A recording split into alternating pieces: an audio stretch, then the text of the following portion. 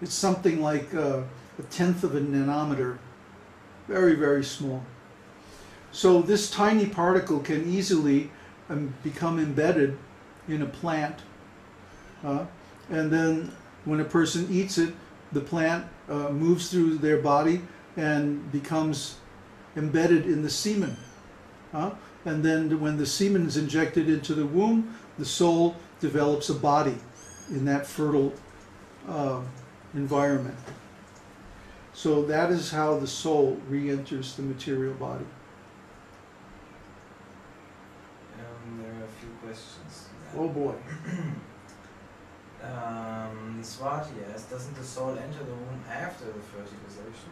No.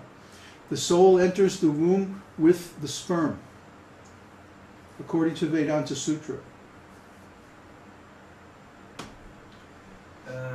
And the proof of that is that as soon as the soul's presence is manifest in the womb, the fetus begins to grow.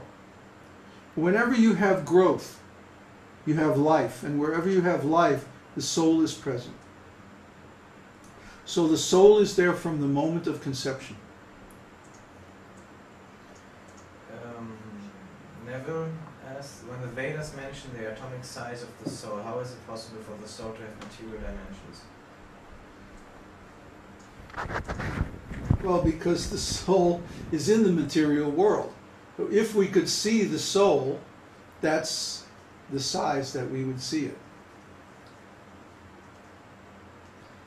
Okay, then do ghosts or spirit exist? How do they fit in that model? Who's asking? Swati. Well, of course they exist. Ghosts, well, ghosts aren't exactly spirits. That's a misleading term, because spirit means transcendental entities. But a ghost is a subtle material entity. A ghost, according to the scriptures, is a living entity who does not qualify to get another material body. So they have to stay in a subtle form where they have desires but they have no senses to satisfy them. They can perceive the material world, but they have no way to interact with it. So they become very frustrated, very angry, and they give off really bad energy. Another question by Swati. How does the thought at the time of death determine the destination after death? How? How? Krishna says, Yam yang vapi smaran bhavam tyajatante kalevaram tam tam evaiti konteya sadad bhava bhavitaha. Sadatad bhava bhavitaha. That whatever you remember, smaran, sadatad bhava bhavitaha, that state of being you will attain. Okay, so the quality of our thoughts indicate a certain quality of consciousness. And that quality of consciousness indicates a certain type of body. For example, when we see somebody who is in very strong material consciousness, overcome with material desire, we say, oh boy, that guy's an animal. Isn't it? Why do we say he's an animal? He's in a human body, but he has animal consciousness because he's only thinking of the senses. So when a person is in animal consciousness, when they leave this body, then they take an animal body in the next life. If they're in human consciousness, ordinary human consciousness, then they take a human body. If they're in divine consciousness, in devotional consciousness, then they go to the spiritual world, or at least to the higher planets. That's what Krishna is saying. But again, what do we remember at the time of death? If anybody's ever had a near-death experience, like I have, you will remember the sum total of the impressions of your whole life. People say your whole life flashes before your mind's eye at the time of death, and that's true. So what are you going to remember at the time of death? It's everything that you did in this whole life.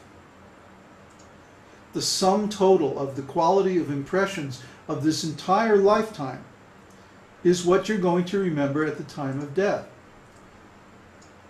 So that means the typical idea of, well, I'm going to live life to the fullest now, and then maybe when I'm old, I'm going to get spiritual. Huh?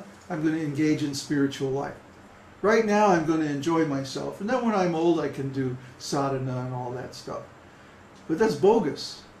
That's bogus, because what it means is, right now, you're accumulating many, many, many impressions of material quality. And at the time of death, those are going to flash before your eyes, and you're going to remember that state of consciousness. And actually, it's very unusual, very rare, for a person to be engaged in material habits their whole life and then suddenly change when they're old. Actually, it's very hard to change when you're old. It's much easier to change while you're young, strong, adaptable. So in India, there's a saying, a saint in truth is a saint in youth. In other words, someone who is really a saintly person will demonstrate saintly qualities already while they're young. They won't wait until they're old, but they deliberately renounce the material enjoyment that they could have in order for a higher spiritual enjoyment. So in that way, at the time of death, what do they remember? They remember all the impressions of devotional service that they've done all their lives. Well, why do we chant again and again? And why do we do different types of sadhana, like prayers and reciting shlokas and rituals over and over and over again? Why don't we just do it one time and that's it? Well, Vedānta-sūtra says, because it is seen that when someone repeats these things again and again, they attain self-realization. When we engage in activities that create transcendental impressions in the mind again and again and again, this cleanses the mind of the material impressions and generates spiritual consciousness. It changes the quality of our consciousness. So that's what we're trying to do. We want to attain spiritual consciousness in this lifetime. And the way we do that is by performing activities of devotional service, especially chanting the holy name, study of the Vedas, taking prasadam, kirtan. All of these things generate many, many impressions of spiritual quality, and that's going to change our consciousness. So the Vedānta-sūtra says that one does not attain self-realization at the time of death. One attains in this lifetime. So it's better to try to attain self-realization while we're young and strong and flexible, because that means we can change, we can grow, we can adapt. When we're old and fixed in our ways and habits, then it becomes very difficult to change. So, wow, look at all those questions. Yeah, it's quite a lot. So, okay, Prabhupada said that no living species goes extinct. So what happened to animal and plants like the dodo, mammoth, or dinosaurs? Who's asking? Thomas Evans. They live on different planets. Or they live on the same planet at different times. The point of view of the Vedas is eternal. From the point of view of eternity, everything that ever happened and everything that will happen are all happening now. That's why the Vedas give instructions that apply to all 4 yugas, for example. And we have to be intelligent to understand which of those instructions applies to the present yuga, or the present conditions that we're in. And this requires some spiritual intelligence. All the species that ever existed exist somewhere in the universe. Maybe they're not existing on this planet at the present time, but they're there on some planet somewhere. Not a problem. Okay, then Michael Rhodes asks, My father, who passed away 8 years ago, comes to me in dreams from time to time, teaching me and giving me useful energy about various things, including my health, etc. Do the Vedas have anything to say about this kind of communication from our ancestors? Yeah, he's in Pitriloka. He's on the moon. He's not far away. So he's coming and guiding you. That's very nice. I have dreams about Prabhupada all the time.